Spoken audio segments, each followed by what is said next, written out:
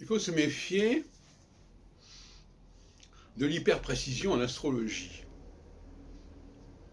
Mais il faut aussi se méfier d'une volonté d'améliorer un modèle en le complexifiant. Par exemple, Yves Lenoble, il nous dit oui, alors l'indice cyclique, oui, mais enfin, il faudra aussi tenir compte d'autres aspects qui ont eu lieu, etc. Bon. Dès qu'on parle comme ça, c'est suspect. Parce qu'il vaut mieux repenser le modèle, le reformuler, le redéfinir, plutôt que de l'enrichir, de le compléter, d'y rajouter, etc. Parce qu'à ce moment-là, le modèle perd son sens. Le propre d'un modèle, c'est de pouvoir fonctionner par lui-même et de décrire une certaine réalité, mais à partir du moment où je le complète par d'autres facteurs, c'est un contresens. En tout cas, ça va contre le sens de l'histoire, si on peut dire. Donc, je me souviens qu'en 1980, quand j'avais fait une série de conférences en Israël, grâce à Danny Herman, que je salue, eh bien, j'avais fait des exposés, en disant que si les définitions ne sont pas bonnes, tout part, ça ne tient plus, ça ne tient pas. Donc, dès que quelque chose ne va pas, il faut repenser les définitions de base et non pas compléter, rajouter, combiner, etc. Ça, c'est la politique de gribouille.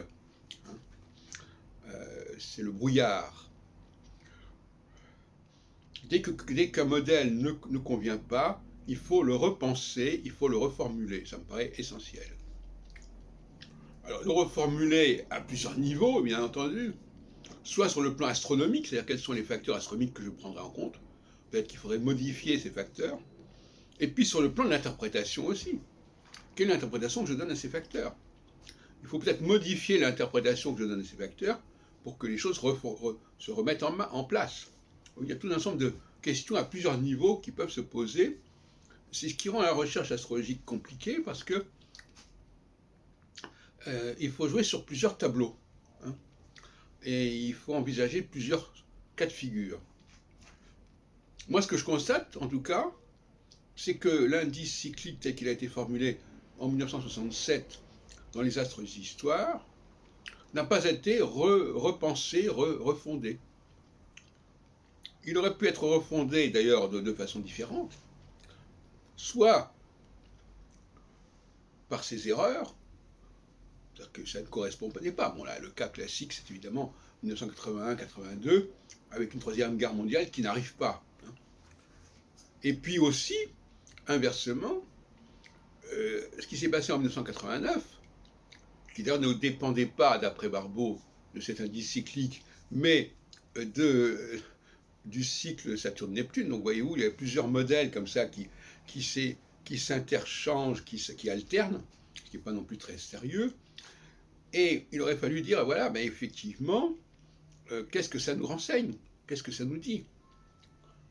Parce que entre 1956, qui est l'affaire de Budapest, qui correspond à la conjonction Saturne-Neptune, qui s'étend sur plusieurs années, puisque, par définition, Barbeau lui-même le dit, cette mort de Staline, elle a eu un impact à long terme.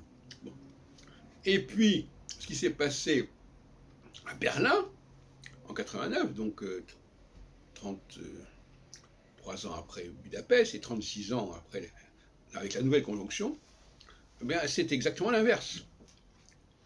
Budapest a été réprimé par le pacte de Varsovie et par l'Union soviétique, alors que les événements d'Europe centrale et orientale, c'est eux qui ont fait plutôt imploser l'Union soviétique dans les années qui suivront, 90-91.